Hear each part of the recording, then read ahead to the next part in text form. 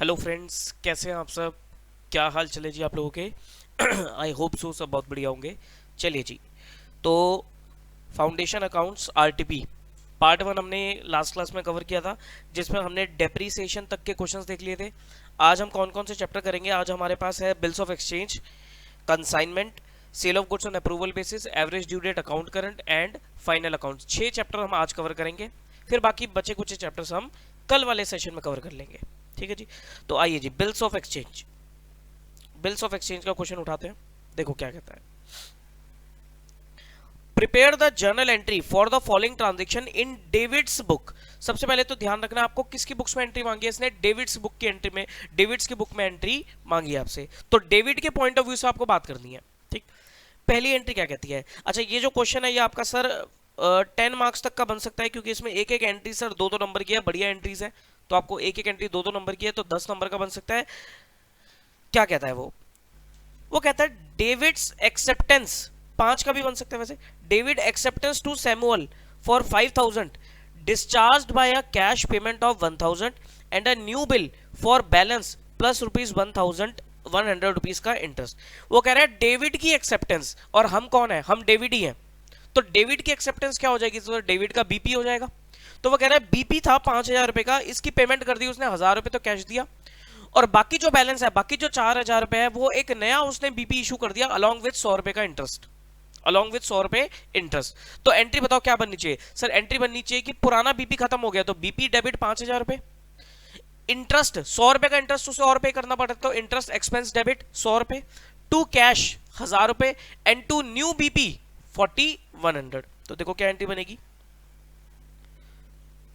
BP account debit 5000, interest expense 100 रुपए से debit, to cash 1000 रुपए एंड टू बिल्स पेबल 4100। ठीक है जी, नॉर्मल क्वेश्चन एडजस्टमेंट ये वाली। Then Samantha's acceptance for ₹8000 which was endorsed by David to Flex. वो कह रहा है समंथाज की एक्सेप्टेंस थी, समंथाज एक्सेप्टेंस थी, तो समंथा के लिए बीपी हो गया। Which was endorsed by David to Flex, तो मतलब डेविड के लिए क्या हो गया सर? डेविड के लिए बीआर हो गया। डेविड के लिए क्या हो गया सर? डेविड के लिए बीआर हो गया।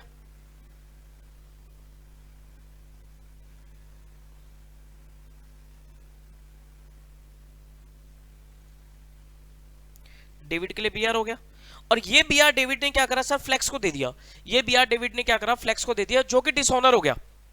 यानी कि डेविड का जो बीआर था, डेविड ने क्या करा? अपना बीआर फ्लेक्स को दे दिया, और वो डिसऑनर हो गया। समंथा का बीपी था, डेविड ने क्या करा था? समंथा के ऊपर बीआर ड्रॉ किया था, वो उसने फ्लेक्स को दे दिया। अब वो डिसऑनर हो गया, तो एंट्री क्या बनेगी? डेविड बोलेगा कि मुझे समंथा से पैसे लेने हैं, तो समंथा डेबिट करेगा, और फ्लेक्स को पैसा पे करना है, फ्लेक्स को क्रेडिट करेगा। तो एंट्री क्या बनेगी? Samantha to Flex. कितने रुपए से? 8000 रुपए से। लेकिन वो कह रहा है कि फ्लेक्स ने 50 रुपए के नोटिंग चार्ज भी पे करे, तो ये नोटिंग चार्ज की भी लायबिलिटी बन जाएगी डेविड की। तो डेविड क्या करेगा? समंथा से 50 रुपए ये भी रिकवर करेगा, और फ्लेक्स को 50 रुपए वो पे कर देगा। तो एंट्री बनेगी समंथा टू फ्लेक्स 8050 से।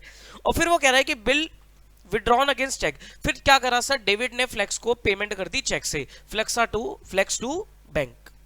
तो एंट्री क्या बनेगी? एंट्री देखो, एक एंट्री बनेगी सर समंथा टू फ्लेक्स 8050 से, और फिर बनेगी फ्लेक्स टू बैंक 8050 से, चेक से इसकी पेमेंट हो गई है। ठीक, next. Simon retires a bill for 2000 drawn on him by David for 20 discount. David ने क्या करा था? एक बीआर ड्रॉ करा था ऑन साइमन। साइमन ने क्या करा सर? टाइम से पहले उस बिल की पेमेंट कर दी, और 20 रुपए का डिस्काउंट उसे मिल गया। तो डेविड के पॉइंट ऑफ व्यू से क्या है सर? डेविड को पैसा मिल रहा है, डेविड को पैसा मिल रहा है, और 20 रुपए का डिस्काउंट का उसके लिए खर्चा पड़ रहा है। तो एंट्री क्या डलेगी? एंट्री डलेगी सर, उसे पैसा मिलेगा, बैंक अकाउंट डेबिट 1980, डिस्काउंट का खर्चा डेबिट 20 रुपए से, टू बीआर 2000 रुपीज से। ठीक है जी। And last is your David acceptance to Ralph for 20,000 discharge by Ralph, Kent's acceptance to David for a similar amount. ये राल्फ ये गलत है, ऐसे होगा David acceptance to Ralph for 20,000 discharge by Kent acceptance to David for a similar amount. मतलब कि sir David के पास एक बीपी था टुवर्ड्स राल्फ, उस बीपी की पेमेंट उसने कैसे करी? Through a B R which was drawn by David on Kent. तो एंट्री क्या बनेगी सर? बीपी खत्म हो गया, बीपी डेबिट टू बीआर। ये क्या हो रहा है सर? कॉन्ट्रा एडजस्टमेंट हो रही है। मतलब डेविड ने क्या करा कि भाई अपने बीपी की जगह पर दूसरे का बीआर दे दिया, अपने बीपी की पेमेंट करने की बजाय पर दूसरे का बीआर दे दिया, तो एंट्री क्या बनेगी, BP debit 20,000 to BR 20,000। Clear है? तो ये आपका सर एक बिल्स ऑफ एक्सचेंज का क्वेश्चन है। 10 तो नहीं, ये आप इसको ना 5 ही नंबर लिखना। इतना मुझे लग रहा था कि शायद कुछ और दम होगा, लेकिन 5 मार्क्स बोल सकते हो आप इसे, क्योंकि 4 ही एंट्री है तो 5-5 नंबर बोल सकते हो। इसमें से आप कह सकते हो कि सर 1, 3 और 4 ये तो एक एक नंबर की होगी, और 2 में 2 एंट्रीज है तो टोटल 5 एंट्रीज होगी। तो क्योंकि टोटल नंबर ऑफ एंट्रीज 5 ही है, 1 2 3 4 5, तो एक एक नंबर की एक एंट्री आपका 5 नंबर का क्वेश्चन बन जाएगा ये। ठीक है जी। Bills of exchange sir again important topic होता है, आ जाता है इसमें से question. Next is your consignment. Consignment fix है सर, 10 नंबर का क्वेश्चन आता ही आता है इसमें से, कंसाइनमेंट में से 10 नंबर का क्वेश्चन आ ही जाता है। और ये आपको बहुत ही सिंपल सा आसान सा 10 नंबर का क्वेश्चन दे रखा है, स्टडी मेट का क्वेश्चन है। क्या कहता है, Shikha of Delhi consign to Reema of Mumbai goods to be sold at IP which represent 125% of cost. Shikha consignor है, रीमा कौन है, कंसाइनी है। शिखा ने क्या करा सर, गुड्स भेजे हैं एट 125% ऑफ कॉस्ट, यानी कि अगर कॉस्ट 100 रुपए है तो इनवॉइस प्राइस कितना है, 125 है। सर 125 है तो मतलब आप ये बोल सकते हो कि जो लोड है, जो प्रॉफिट है, लोड है वो कितना हो गया, 25 रुपए। तो 25 डिवाइडेड बाय 125, यानी कि लोड कितना हो गया, 1/5 ऑफ सेल्स। लोड कितना हो गया, 1/5 ऑफ सेल्स। ध्यान रखना इस चीज को। Reema is entitled to a commission of 10% on sales at IP and 25% of any excess realised over IP.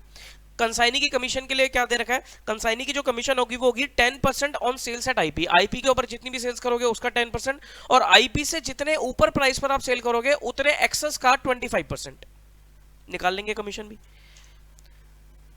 The expense on freight and insurance incurred by Shikha is 45,000। Consignor के खर्चे दे रखे 45,000 के। Account sale receive by Shikha shows that Reema has affected sale amounting to 4,50,000 in respect of 75% of the consignment. ठीक है जी। वो कहता है कि जो सेल करी है कंसाइनी, जो सेल करी है वो कितने रुपए की करी है, 4.5 लाख रुपए की सेल करी है, जो कि क्या है, जो कि आपका 75% ऑफ द कंसाइनमेंट है। मतलब 75% सामान आपका बिक गया, 25% बचा हुआ होगा। और देखते हैं कुछ। हर selling expense to be reimbursed worth 36,000, उसके सेलिंग एक्सपेंस है 36,000 के। 10% of the consignment goods value of 56,250 were destroyed in fire at Mumbai godown। वो कह रहा है 10% सामान जल भी गया। 10% सामान का क्या हुआ सर, लॉस हो गया। मुंबई के गोडाउन में 10% सामान का लॉस हो गया, जिस सामान की वैल्यू है 56,250। तो 56,250 क्या है सर, सामान की आईपी है, सामान का इनवॉइस प्राइस है, और ये 10% की वैल्यू रिप्रेजेंट करता है। ठीक, इट मींस सर 100 में से 75% तो बिक गया, 10% जल गया, तो स्टॉक में कितना बचा होगा, स्टॉक में हमारे पास होगा सिर्फ 15% सामान। स्टॉक कितना होगा सर, 15% का होगा। Reema remitted the balance in the favour of Shikha. You are required to prepare consignment account in the books of Shikha along with necessary calculation. Consignment account बनाना है, पहले जो जो भी इंफॉर्मेशन दे रही है उसको डाल लेते हैं। ये आपके पास है कंसाइनमेंट अकाउंट। क्या क्या इंफॉर्मेशन दे रही है सर, यहां से चलते हैं ऊपर। देखो जो जो फिगर दे रही है, देखो सबसे पहले हमें दे रखा है सर एक्सपेंस ऑन फ्रेट।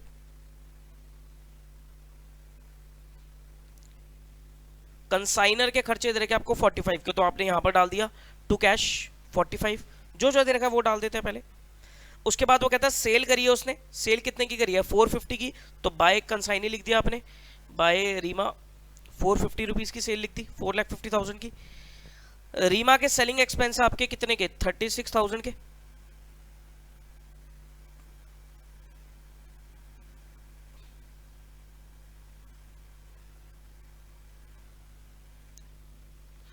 $36,000 के, तो यहां लिख दिया आपने टू रीमा 36,000। ठीक है जी। इसके बाद 10% of the consignment goods value 56,250 were destroyed. ठीक है, यहां से हम कैलकुलेशन बनानी शुरू करते हैं, बस हमारे पास इतनी इंफॉर्मेशन अवेलेबल थी। ठीक, अब वो कहता है कि 10% सामान जल गया और उस सामान की वैल्यू है 56,250। इसका मतलब क्या हुआ कि सर एबनॉर्मल लॉस। चलो मैं अपने हिसाब से कैलकुलेशन करता हूं। देखो मेरे को क्या दे रखा है, मुझे दे रखा है सर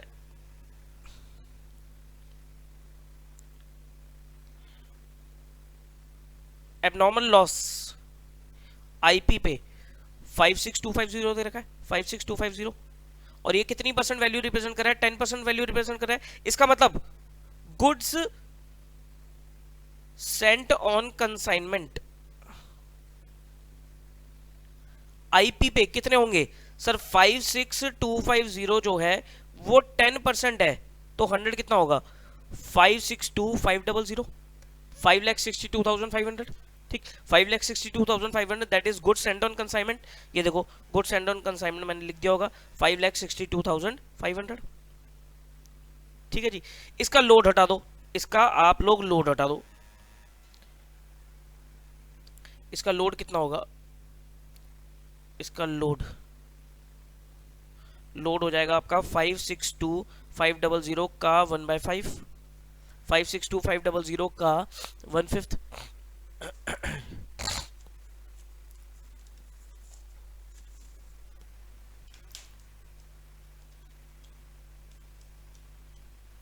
112,500। ठीक है जी, तो ये लोड मैंने हटा डाला।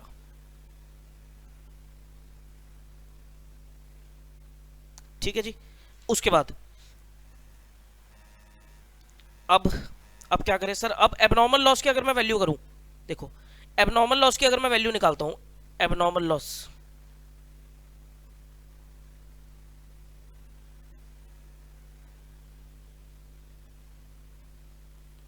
एबनॉर्मल लॉस एट कॉस्ट कितना होगा?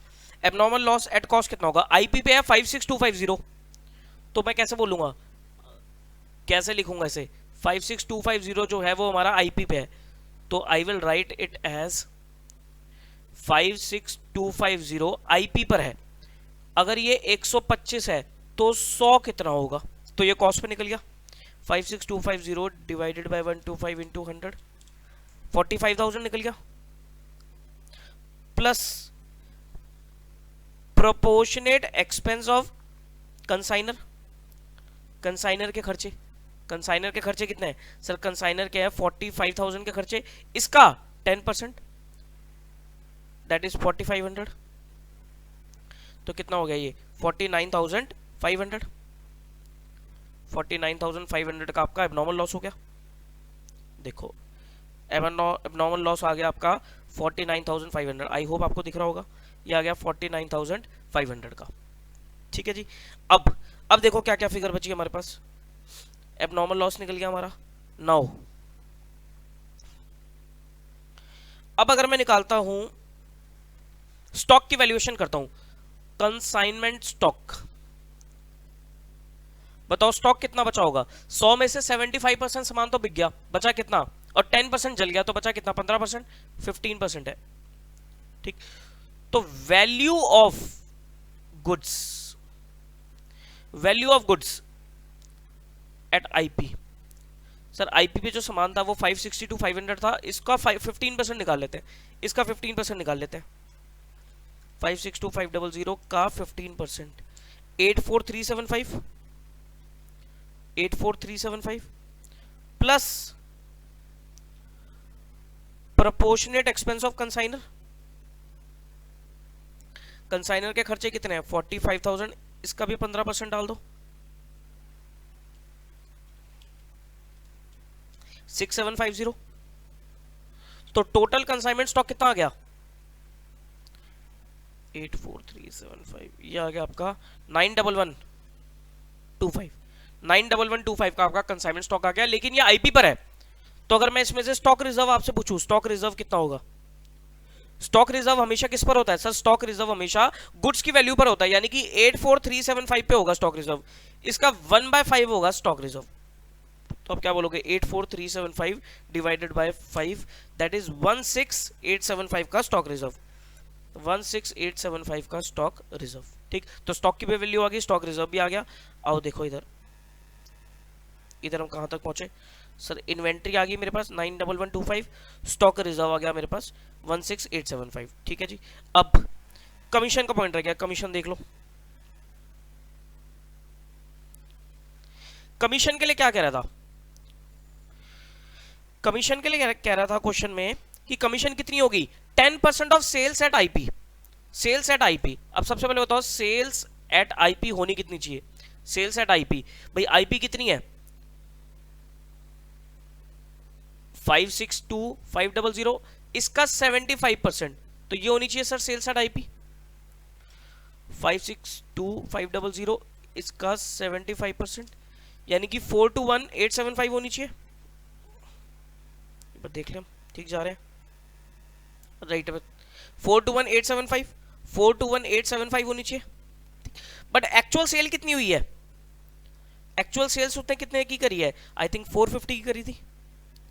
एक्चुअल सेल्स हुई है 4,50,000 की, यानी कि आईपी से भी ऊपर पे बेचा है।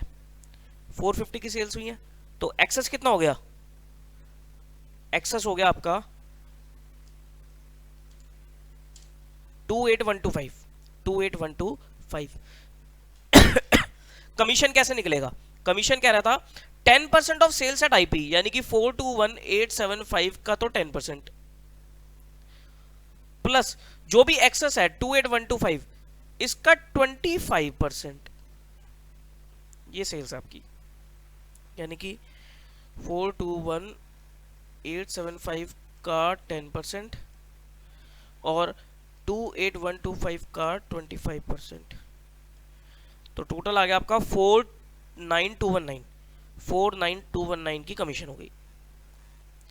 49219 की आपकी कमीशन होगी, ये लिख दिया हमने 2 कमीशन। ठीक है जी, देख लो अब सारे पॉइंट हमारे यहाँ पर कवर हो गए, पूरा काउंट हो गया। अब आपका क्या निकल जाएगा सर? लॉस निकल जाएगा। बस जनरल पीएल 6469 का आपका लॉस निकल रहा है। ठीक है जी, आई होप क्वेश्चन क्लियर हो गया होगा। स्टडी मैट का क्वेश्चन है, 10 नंबर का क्वेश्चन आएगा। ठीक, now next chapter, sale of goods on approval basis.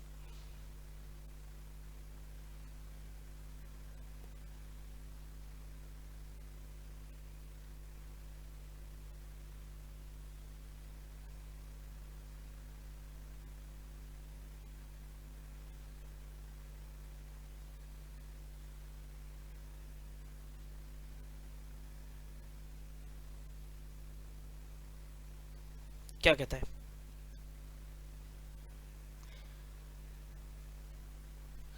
On 31st December 2020, goods sold at sale price of 6,000 were lying with the customer Sapna, to whom these goods were sold on sale on return basis and were recorded as actual sales. Since no consent has been received from Sapna, you are required to pass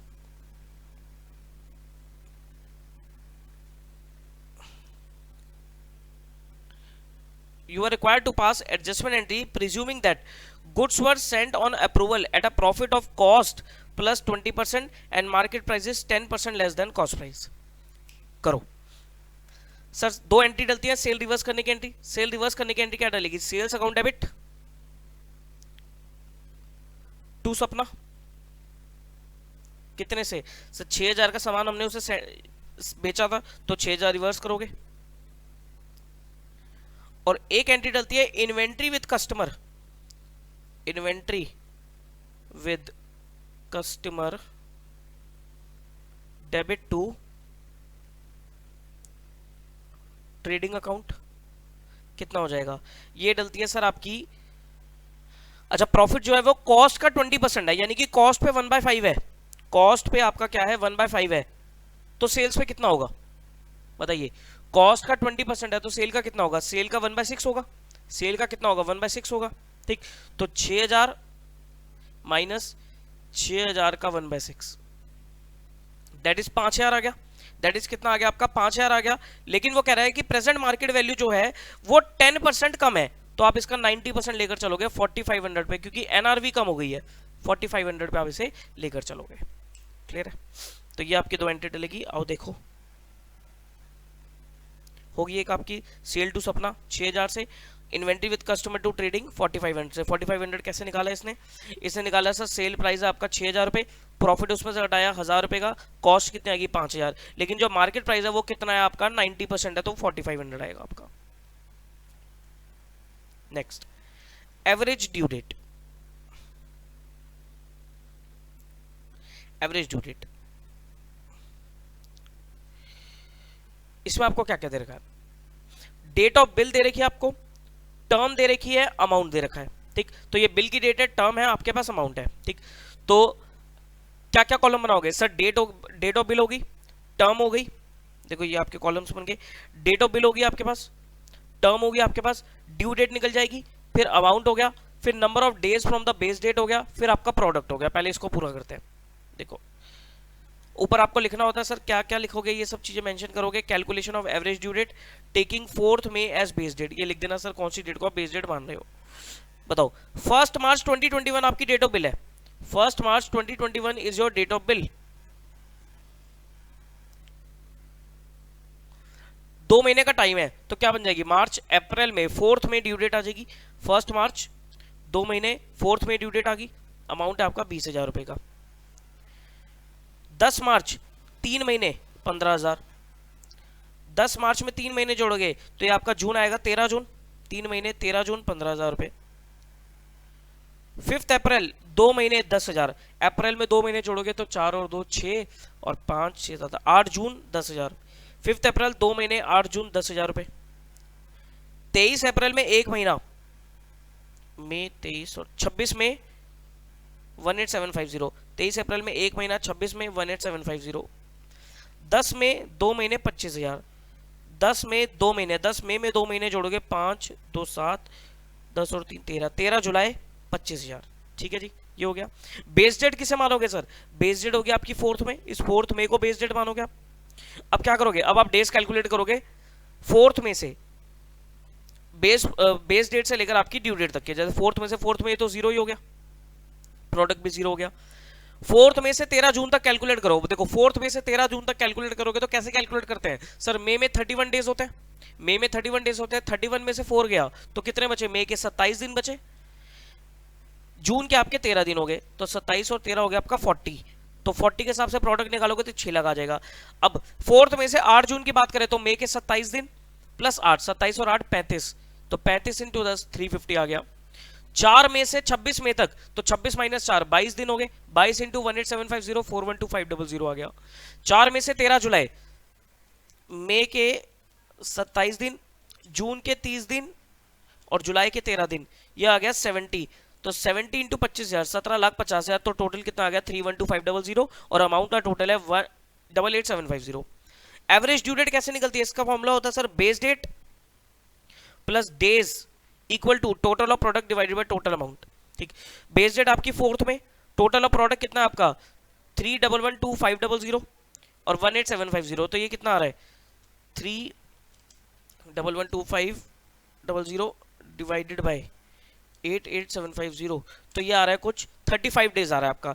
तो 4 मई में आप 35 days जोड़ दो, 4 मई में 35 days जोड़ोगे तो कैसे बनेगा, देखो मई की बात करो 35 में से मई के कितने दिन हटाओगे सर, मई के 27 दिन ही अवेलेबल है, 27 हटा दिए तो 8 तारीख आ रही है, तो 8 दिन बच रहे, तो डेट क्या हो जाएगी आपकी 8 जून 2021 हो जाएगी।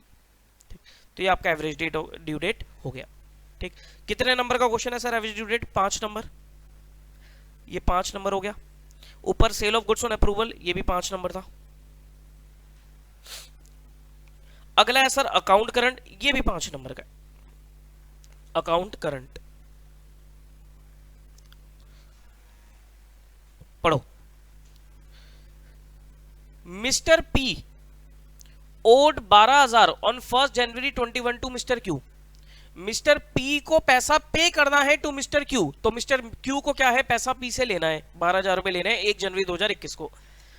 The following transaction took place between them, it is agreed between the parties that interest at the rate of 10% per annum is to be calculated on all the transaction, 10% का इंटरेस्ट लगेगा। 15 जनवरी 21 को mister Q sold goods to mister P 6690। 29 जनवरी को mister Q bought goods from mister P 3600। 10 Feb को mister P paid cash to mister Q 3,000 रुपए और 13 March को mister P accepted a bill drawn by Q for 1 month 6,000। They agree to settle their complete accounts by one single payment on 15 March. 15 March आपकी due date होगी। Prepare, ये line अच्छी है sir, ये ध्यान से पढ़ना। Prepare Mr. P in account current with Mr. Q and ascertain the amount to be paid. Ignore days of grace. Ignore days of grace. अब बताओ मुझे, वो कहता है prepare P in account current with Q. P in account current with Q का मतलब क्या हुआ, किसकी बुक्स में किसका अकाउंट बना रहे हो, P in account current with Q, तो आपको किसका अकाउंट बनाना है, आपको Q की बुक्स में P का अकाउंट बनाना है। P in account current with Q मतलब P का अकाउंट बन रहा है Q की बुक्स में, P का अकाउंट बन रहा है किसकी बुक्स में, Q की बुक्स में। ठीक, अब देखो यहां पर जो इसने कर रखा है ना, ये कॉन्ट्रा वाले तरीके से कर रखा है। मैं ऐसा जनरली रिकमेंड करता नहीं हूं, मैं तो बच्चों को सिंपल सा तरीका बताता हूं, तो आपको यहां देख करवा देता हूं। अगर आपको वो तरीका सही लगता है तो वो करो। नेगेटिव वाला तरीका स्टडी मैट में भी आपको एक दो क्वेश्चन उस तरीके से मिलेंगे, तो नेगेटिव वाला तरीका लगवा देता हूं। अदरवाइज आप स्टडी मैट को फॉलो करके चल सकते हो, लेकिन लाइन वही लिखनी है। आप क्या लिखोगे, लाइन यही लिखोगे, mister P in account current with mister Q. और देख लेते हैं इंफॉर्मेशन क्या क्या है। इंटरेस्ट कब तक लगाना है, up to 15 March 21 at the rate of 10% per annum, at the rate of 10% per annum. बना लो columns.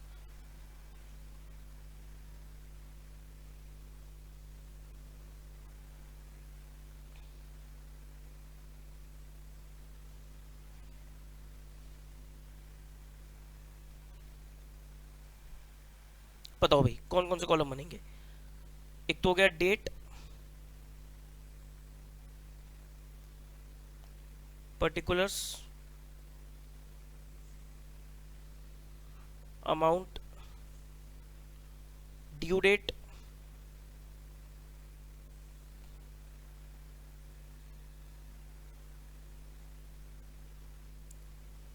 Number of days, product,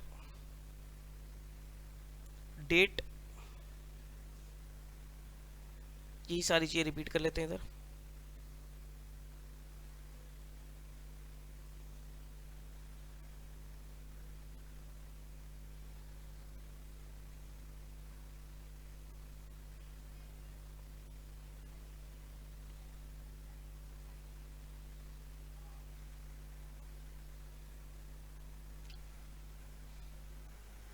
लिख ही लेते हैं।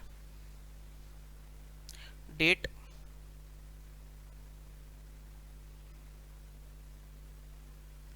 Particulars, amount, due date, number of days, product.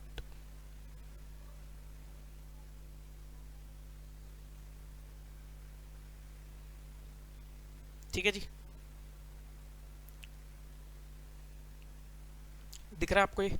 ठीक, देखो सबसे पहली ट्रांजैक्शन 1 जनवरी 21 को क्या है सर, मिस्टर क्यू को पी से पैसे लेने हैं, तो क्या लिखोगे आप, 1121 टू बैलेंस बीडी। कितने रुपए लेने हैं, 12,000 रुपए लेने हैं। ठीक, ड्यू डेट क्या रहती है सर, 1121 ही रहेगी यहाँ पर। तो नंबर ऑफ डेज क्या लोगे, नंबर ऑफ डेज 1121 से 15 मार्च तक, क्योंकि ओपनिंग बैलेंस है तो आपको 1121 की डेट को भी इंक्लूड करना पड़ेगा। तो 1121 से 15 मार्च तक, तो जनवरी के पूरे 31 दिन, फेब के आपके 28 दिन और मार्च के 15 दिन, तो टोटल हो गया 74 डेज। तो प्रोडक्ट कितना हो गया, 12,000 इंटू 74, 888,88,000। ठीक है जी, उसके बाद फिर क्या हुआ सर, उसके बाद mister Q sold goods to mister P, mister Q ने सेल करी, 2 सेल्स, 15 जनवरी 21,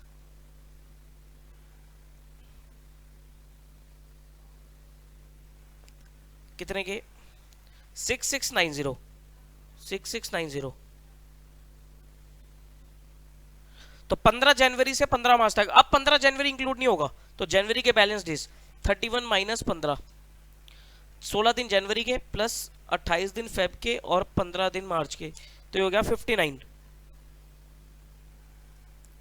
6690 इंटू 59, यह आता है आपका 394710, 394710। लेट मी चेक, मैच हो रहा है, ठीक है। उसके बाद Q bought goods from P, Q ने सामान खरीदा, तो बाय परचेज, बाय परचेज कितना, 3600 29 जनवरी को, 29 जनवरी को 3600 का सामान 29 जनवरी को। तो क्या लिखोगे आप 29 जनवरी से 15 मार्च तक, तो जनवरी के 31 माइनस 29, 2 दिन जनवरी के, 28 दिन फेब के और 15, 45 हो गया।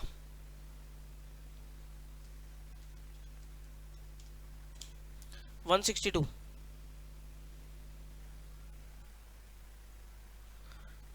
P paid cash to Q, P paid cash to Q 3000 रुपए, तो क्यू को रिसीव हो गया। P paid cash to Q, तो क्यू को रिसीव हो गया, तो क्या लिखोगे बाय कैश। $3000।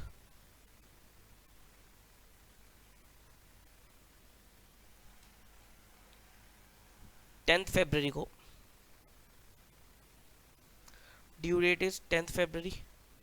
डेज देख लो, 28 माइनस 10 फेब मार्च के 15, 33 इंटू 3 99,000। ठीक है जी। उसके बाद P accepted a bill drawn bye Q for 1 month. भाई Q ने एक बिल ड्रॉ किया, Q ने एक बिल ड्रॉ किया, तो एंट्री क्या डालेगी, Q का एंट्री डालेगा, Q डालेगा BR2P, BR2P, तो क्या लिखोगे आप bye BR, bye BR 13 March को। लेकिन इसकी ड्यू डेट क्या है सर, एक महीने बाद की है, तो आप ले लोगे सर 13 अप्रैल। 13 अप्रैल। ग्रेस डेज उसने इग्नोर करने के लिए बोला था कि भाई इग्नोर कर देना आप days of grace, grace days हमें इग्नोर करने, 6000 रुपए का अमाउंट है। अब डेज यहां पर नेगेटिव हो गए सर, 15 मार्च से 13 अप्रैल तक कितने दिन बनते हैं, 31 माइनस 15, मार्च के 16 और 13, 29 डेज बनते हैं, तो ये नेगेटिव हो गया। क्योंकि ये नेगेटिव हो गया तो ये अमाउंट भी नेगेटिव हो गया, 6000 इंटू 29, 174 नेगेटिव हो गया। ठीक है जी। अब आप क्या निकालोगे, अब आप निकालोगे बैलेंस ऑफ प्रोडक्ट। किस साइड निकल रहा है सर, इधर ही किस साइड आ रहा है, बाय बैलेंस ऑफ प्रोडक्ट। 15 मार्च को बाय बैलेंस ऑफ प्रोडक्ट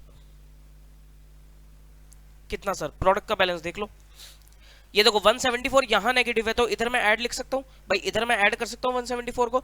174 जो है वो मेरा राइट हैंड साइड पे नेगेटिव है, तो लेफ्ट हैंड साइड पे मैं इसे ऐड कर सकता हूं, या वैसे भी निकाल लो। कैसे निकालोगे कि sir 888 plus 394,710, sorry 888 plus 394,710 minus 162 minus 99 plus 174, तो ये आ जाएगा आपके पास 1195,710, ठीक है जी। मैच हो गया, यस सर मैच हो गया बैलेंस ऑफ प्रोडक्ट। अब जिस साइड बैलेंस ऑफ प्रोडक्ट आता है उसके ऑपोजिट साइड पे इंटरेस्ट लगेगा, तो यहां पर इंटरेस्ट आ जाएगा 15 मार्च 21 टू इंटरेस्ट। इंटरेस्ट हमेशा सिर्फ फाइनल अमाउंट वाले में जुड़ता है। आप प्रोडक्ट को क्लोज भी कर सकते हो कि भाई प्रोडक्ट का तो मेरा काम ही खत्म हो गया, ये क्लोज हो गया। अब यहां पर इंटरेस्ट जोड़ दो, कितना आएगा इंटरेस्ट सर, इंटरेस्ट की कैलकुलेशन कैसे होगी, 11,95,710 का 10% इंटू 1/365 का 10% डिवाइडेड बाय 365, ये कुछ आता है 327.59, 328 कर देना इसे, 328 रुपीज का इंटरेस्ट लग जाएगा। तो फाइनल बैलेंस क्या बचेगा, फाइनल बैलेंस आपका बचेगा 15 मार्च 21 को बाय बैलेंस CD कितना बचेगा वो आप निकाल लीजिए। यह आ जाएगा 12,000 plus 6690 plus 328 minus 3600 minus 3000 minus 6000, ये आ गया 6418 रुपीज लेने हैं। क्यू को पी से आप 6418 लेने हैं। तो ये सर आपका अकाउंट करंट का क्वेश्चन है। ठीक, देखो 6418 यहाँ पर टैली होना चाहिए, ये सर मेरा टैली भी हो गया। ठीक है, तो ये भी हो गया सर 5 नंबर का अकाउंट करंट का question. And last question is your final accounts with rectification of errors, final account with rectification entries. करो सर, ये भी क्वेश्चन करा हुआ होगा आपका जरूर। The following are the balances as at 31 March 21 extracted from the books of mister Satendra. ये balances दे रखे, क्या क्या दे रखा आपको, बस जब भी बैलेंसेस दे रखा मतलब वो ट्रायल है, वो ट्रायल दे रखा है आपको, this is trial only, TB है ये, ठीक। मतलब जो भी आइटम इसके अंदर दे रखे तो उसकी एंट्री पास हो चुकी है, उसकी एंट्री पास हो चुकी है। Plant and machinery 78,200, furniture fittings 41,000, bank overdraft 320, capital account 260, bad debts recovered 1800, salary 9200, salary payable 9800, salary payable दे रही है यहाँ पर अंदर ही दे रही है सैलरी पेबल, इसका मतलब सैलरी में एडेड है, वो सैलरी में क्या करेंगे हमने ऐड करेंगे, सिर्फ बैलेंस शीट में लायबिलिटी साइड पे डालना है आपको। प्रीपेड रेंट, रेंट में से माइनस करेगा, सिर्फ बैलेंस शीट में एसेट साइड पे दिखाना है। ड्राइंग्स दे रखी है आपको, परचेजेस दे रखे हैं, ओपनिंग स्टॉक दे रखा है, वेजेस दे रखी है, प्रोविजन फॉर डाउटफुल डेट्स दे रखे हैं, provision for discount on debtors दे रखा है, सन्डी डेटर्स दे रखा है, सन्डी क्रेडिटर्स दे रखा है, बैड डेट्स दे रखे हैं, बैड डेट्स भी आपके डेटर में से माइनस हो चुके हैं, रेंट दे रखा है, कैरेज इनवर्ड दे रखा है, कैरेज आउटवर्ड दे रखा है, सेल दे रखी है, एडवर्टीजमेंट एक्सपेंस दे रखा है, प्रिंटिंग स्टेशनरी दे रखी है, कैश इन हैंड दे रखा है, कैश एट बैंक दे रखा है, ऑफिस एक्सपेंस दे रखा है, इंटरेस्ट पेड ऑन लोन भी आपको दे रखा है, ठीक है जी। लोन के ऊपर कोई इंटरेस्ट रेट तो नहीं है, नहीं है सर। ये सर आपके पास ट्रायल है। इंफॉर्मेशन में क्या कहता है सर, एडिशनल इंफॉर्मेशन में वो कहता है purchase include sale return of 10,300 and sale include purchase return of 6,900। ये सर रेक्टिफिकेशन ऑफ एरर है, ये रेक्टिफिकेशन ऑफ एरर है, गलती है ये, इसको ठीक कर देंगे। Goods withdrawn by mister Satyendra for own consumption 14,000 included in the purchase, ये भी गलती है, इसको भी रेक्टिफाई करोगे आप। Wages paid in the month of April for installation of plant and machinery amounting to 1800 were included in the wages account, ये भी rectification है, ठीक कर देना से भी। Free sample distributed out of purchase for publicity costing 3,300, ये भी सर rectification है। उसके बाद वो कहता है कि create a provision for doubtful debt at 5%, बना देंगे सर डाउटफुल डेट्स पे provision. Provision for discount on debtors बनाना है 2500 का, 2.5% का, सॉरी। डेप्रिसिएशन दे रखा है आपको 20% का प्लांट एंड मशीनरी पे, फर्नीचर पे 10% है। और ये एडजस्टमेंट 7th आपकी सबसे बढ़िया है कि बैंक ओवरड्राफ्ट जो है is secured against hypothecation of stock, कि बैंक ओवरड्राफ्ट के अगेंस्ट हमने क्या कर रखा है, अपने स्टॉक को मोर्टगेज करा रखा है। Then bank overdraft outstanding on 31 March 20 has been considered as 80% real value of the stock, कि जो बैंक ओवरड्राफ्ट है 31 मार्च 20 का वो क्या है, 80% ऑफ द स्टॉक है। भाई आपकी जो लिमिट है, आपकी जो लिमिट है ओडी की वो क्या है, 80% ऑफ द स्टॉक है, कि आप अपने स्टॉक का 80% पैसा विड्रॉ कर सकते हो, deducting 20% margin, and after adjusting the margin value 80% of same has been allowed to draw as an overdraft. देखो ये रूल क्या कहता है, ये बैंकों का रूल है, बैंक ने भाई अपनी तरीके से रूल बना दिया। बैंक ने रूल क्या पास किया कि भाई जो भी आप स्टॉक हमें मोर्टगेज कराओगे उसका 80% आप ओवरड्राफ्ट लेकर जा सकते हो, भाई उसका 80% ओवरड्राफ्ट के लिए आप एलिजिबल हो। और अभी एंटिटी ने क्या कर रखा है, अभी एंटिटी ने जो एलिजिबल अमाउंट है उसका भी 80% क्या कर रखा है, ओवरड्राफ्ट ले रखा है। तो मतलब ये जो ओवरड्राफ्ट आपको क्वेश्चन में दे रखा है, ये आपको ट्रायल में ओवरड्राफ्ट दे रखा है, जो कि कहां गया, ये 320 जो आपको ओवरड्राफ्ट का अमाउंट दे रखा है, ये क्या दे रखा है, ये सर स्टॉक के 80% का भी 80% आपको दे रखा है। तो यहां से आपका क्लोजिंग स्टॉक निकल जाएगा, यहां से आपका क्या निकल जाएगा, क्लोजिंग स्टॉक निकल जाएगा। Prepare a trading P&L account for the year 31 March 21 and a balance sheet as on that date. Also show rectification entries. सबसे पहले सर rectification entry डाल लेते हैं, डालो sir. Purchase include sale return, purchase के under sale return included है, तो क्या एंट्री डालोगे सर, देखो यहां से sale return debit 10,300 to purchases 10,300 and sale include purchase return, तो सेल को डेबिट करोगे 6,900 टू रिटर्न आउटवर्ड 6,900। एक तो इस एंट्री का इफेक्ट दिखाएंगे फाइनल अकाउंट्स में। उसके बाद वो क्या कह रहा था, गुड्स विड्रॉन बाय, ये पहली एंट्री होगी। दूसरी एंट्री में goods withdrawn by mister Satyendra for own consumption 14,000 included in the purchases, हमने गुड्स विड्रॉ कर लिए थे फॉर पर्सनल यूज, तो drawings to purchase, drawings to purchase ये एंट्री होगी आपकी। Then wages paid for installation of machinery included in the wages account, तो machinery to wages, plant and machinery account debit to wages 1,800 रुपए, ये भी entry डाल दी हमने rectification. Free sample distributed out of purchase, free sample distribute करे तो advertisement to purchase, advertisement expense to purchase 3,300, ये एंट्री भी हमने डाल दी है, चारों एंट्री हमने डाल दी है। ठीक, अब क्या करें, अब सर एक एक आइटम उठाओ और फाइनल अकाउंट्स में उसको जहां जहां वो जानी चाहिए उसको डालना शुरू कर दो और एडजस्टमेंट लगा देना। देखो सबसे पहले सर प्लांट एंड मशीनरी दे रखी है 78,200 की। प्लांट एंड मशीनरी कहाँ जाएगी sir? Plant and machinery balance sheet में आपकी 78,200 में 80,000 कैसे आ गए?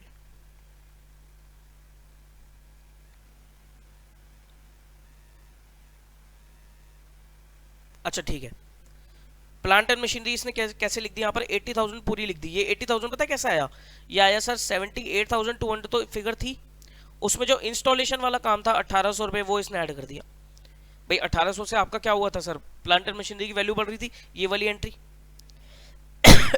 ये वाली एंट्री का इफेक्ट दिखा दिया यहाँ पर। तो 80,000 की वैल्यू आपकी यहाँ पर प्लांट एंड मशीनरी की आ गई। अभी वेजेस में से भी कम कर देंगे इसे, ठीक। देन आपके पास फर्नीचर एंड फिटिंग्स है 41,000 के। फर्नीचर एंड फिटिंग्स दिखा दिए, देखो 41,000 के, 41,000 के, ठीक है। उसके बाद बैंक ओवरड्राफ्ट दिखा दिया आपने 320 का। बैंक ओवरड्राफ्ट दिखा दिया आपने 320 का। ये लो sir bank overdraft 320। Capital account 260, capital का opening balance 260। Bad debts recovered 1800, bad debts recovered आपके इनकम में आएंगे 1800 बाय बैड डेट्स रिकवर्ड 1800।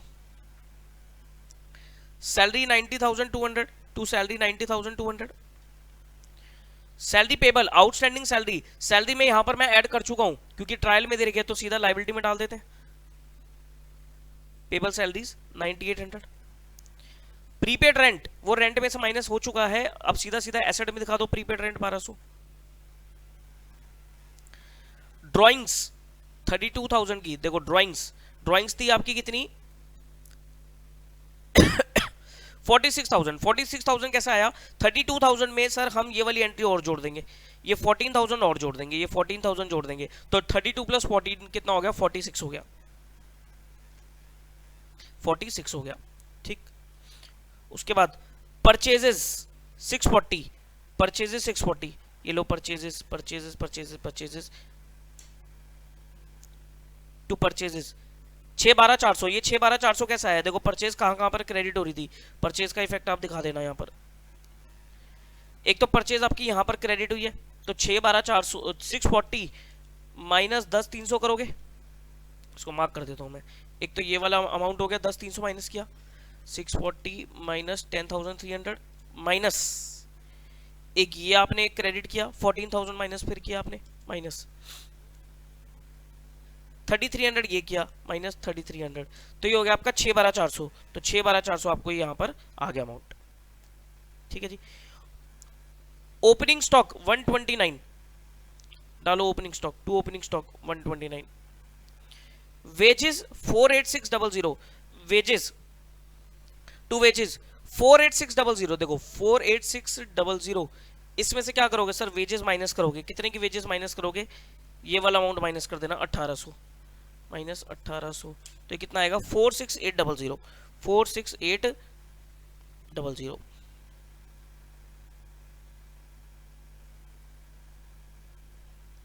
अच्छा वो 600 660 था, ठीक है, तो ये ठीक कर लेना 46860 ही है। Then provision for doubtful debts, opening balance है 12,800 का। प्रोविजन फॉर डाउटफुल डेट्स का ओपनिंग बैलेंस है 12,800, तो लेस करोगे एग्जिस्टिंग प्रोविजन 12,800, अभी करंट हम बना लेंगे। Provision for discount 5500, provision for discount में भी आप एग्जिस्टिंग 5500 लेस करोगे, कर लेंगे सर। डेटर्स दे रखे आपको 480 के, डेटर्स का ओपनिंग बैलेंस 480 आ गया, रिलेट कर पा रहे हो। क्रेडिटर्स 190, क्रेडिटर्स 190, ये लो जी क्रेडिटर्स 190 हो गए। बैड डेट्स 4400, ट्रायल में दे रखा है तो सीधा सीधा क्या करोगे सब? बैड डेट्स ट्रायल में दे रखा है तो सीधा सीधा आप यहां पर ट्रांसफर कर दोगे पीएल में, पीएल में ट्रांसफर कर दूं 4400। और देखो rent 17,200, rent to rent 17,200। Carriage inward 4500, carriage inward direct खर्चा है तो कैरेज इनवर्ड 4500 आ गया। कैरेज आउटवर्ड 5400, कैरेज आउटवर्ड इधर आ गया, कहाँ है कैरेज आउटवर्ड? 5400 का। सेल्स 861,200 की, देखो सेल में कोई एडजस्टमेंट थी सर? सेल यस 6900 से सेल आपको कम करनी है, 6900 से सेल कम करनी है कितनी सेल? 861200 माइनस 6900, तो ये आता है 854300। 854300 ये आ गई सेल। उसके बाद एडवर्टीजमेंट एक्सपेंस 13400। एडवर्टीजमेंट आपके पास कितना है सर? एडवर्टीजमेंट 13400 में आप जोड़ोगे ये वाला खर्चा 3300 और जोड़ दो। 13400 प्लस 3300 16700।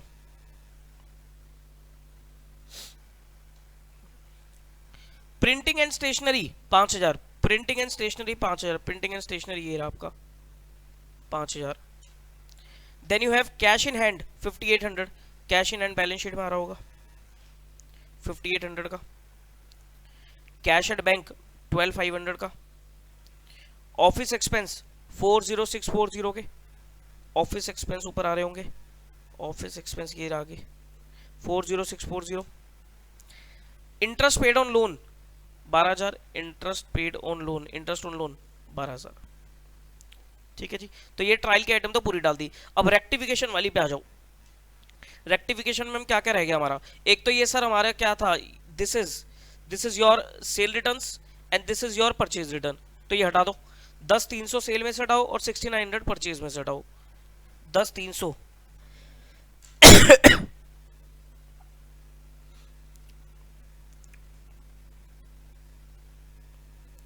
देखो 10300 सेल में से हटा दिया तो सेल की फिगर ये आ गई, और 6900 आपने परचेज में से लेस कर दिया तो परचेज की फिगर ये आ गई आपकी। ठीक है, उसके बाद और रेक्टिफिकेशन देखो, ड्राइंग्स वाला ये भी काम हो गया था हमारा, ये भी हो गया, ये भी हो गया, बाकी सारा हमारा रेक्टिफिकेशन का काम पूरा हो चुका है। ठीक, अब देखो वो कहता है कि create a provision of 5% on debtors और प्रोविजन फॉर डिस्काउंट आपको 2.5% बनाना है। तो पहले डेटर्स देखो कितने हैं सर? डेटर्स है हमारे पास 480, तो 480 का 5% प्रोविजन बना दो। 24,000 का प्रोविजन बनेगा। तो पीएल में कैसे दिखाओगे सर? पीएल में दिखाओगे आप 24,000, इसमें से 12,800 का पहले से ही बना हुआ है तो 11,200 पीएल में डेबिट होगा। और डेटर में से प्रोविजन फॉर डाउटफुल डेट कितना माइनस करोगे आप? 24,000। ये प्रोविजन फॉर डिस्काउंट इसमें इंक्लूड ही कर लिया। और प्रोविजन फॉर डिस्काउंट का अमाउंट देख लो कि सर 480 माइनस 24,000 कितना आएगा? 456। इसका 2.5% 11,400 आपको बनाना है। 11,400 आपको प्रोविजन फॉर डिस्काउंट भी बनाना है। तो ये आपका 11,400 हो गया प्रोविजन फॉर डिस्काउंट, तो 5900 का ये हो गया। तो अब 11,400 और 24 को ऐड करके 35,400 आएगा, तो डेटर की फिगर आपकी ये आ जाएगी। ठीक है जी, उसके बाद ये भी हो गया। डेप्रिसिएशन लगाना है आपको मशीनरी के ऊपर 20 और फर्नीचर के ऊपर 10%, तो लगा लो डेप्शन। मशीनरी 80,000 है तो 80,000 का 20% 16,000 रुपए, और फर्नीचर का 10% 41,000 का 10% 4100, तो ये आपकी फिगर आ गई। तो 16 और 4 20,100 का डेप्शन आ गया। 20,100 का आपका डेप्रिसिएशन आ गया, ये डेप्रिसिएशन आ गया। ठीक है, उसके बाद आपके पास बैंक ओवरड्राफ्ट का पॉइंट बचता है। फर्नीचर का डेप्शन भी हो गया ना, बैंक ओवरड्राफ्ट का पॉइंट बचता है। वो कहता है बैंक ओवरड्राफ्ट, ये दोबारा समझ लो बैंक ओवरड्राफ्ट क्या है। वो कहता है बैंक ओवरड्राफ्ट क्या है। इस बैंक ओवरड्राफ्ट को आप क्या कर सकते हो, जो भी आपका स्टॉक है उसका 80% अमाउंट तो आपका एलिजिबल अमाउंट है कि भाई इतना तो आपको बैंक ओडी मिल जाएगा, और इसका भी 80% आपने क्या कर रखा है, इसका भी 80% आपने अभी क्या कर रखा है, विड्रॉ कर रखा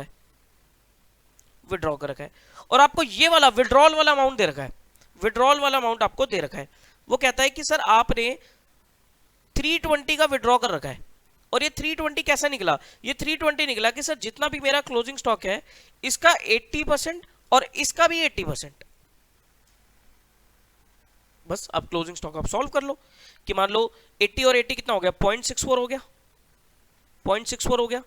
तो आप 320 डिवाइडेड बाय 0.64 कर दो तो क्लोजिंग स्टॉक आ जाएगा आपका 320 डिवाइडेड बाय 0.64, तो ये आपका 5 लाख का स्टॉक आ गया।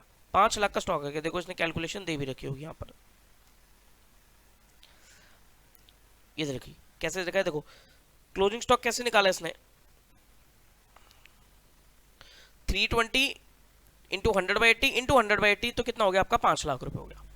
ठीक है जी, और ये 5 लाख रुपए आपका यहाँ पर इसने स्टॉक दे दिया। क्लियर है?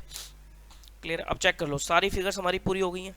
ऊपर से ट्रेडिंग चेक करते चलो, सारी फिगर होगी तो जीपी निकल गया, जीपी को यहाँ डाला तो आपका नेट प्रॉफिट आ गया 331,200। नेट प्रॉफिट आपने कैपिटल में ऐड किया तो आपकी कैपिटल निकल के आ गई, और अकॉर्डिंगली आपकी बैलेंस शीट टैली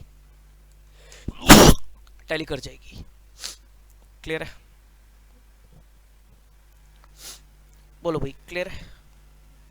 चलो, तो इसी के साथ सर हमारे पार्ट 2 वाले भी क्वेश्चंस हो गए। तो आज हमने ये देख लिया। अब हमारे पास क्या बचा है? अब हमारे पास सर पार्टनरशिप बचा है, एनपीओ बचा है, शेयर्स, डिबेंचर्स, ये 4 टॉपिक बचे हैं। और एक थ्योरी क्वेश्चंस भी था लास्ट में, शॉर्ट नोट्स थे, वो मैं आपको वैसे ही बता दूंगा, उसमें दिक्कत नहीं है। मेनली आपके 4 टॉपिक बचे हैं, पार्टनरशिप, एनपीओ, शेयर्स और डिबेंचर्स, जिसको हम सर कल वाली क्लास में कवर करेंगे। ठीक है जी, तो कल हमारा ये आरटीपी पूरा खत्म हो जाएगा।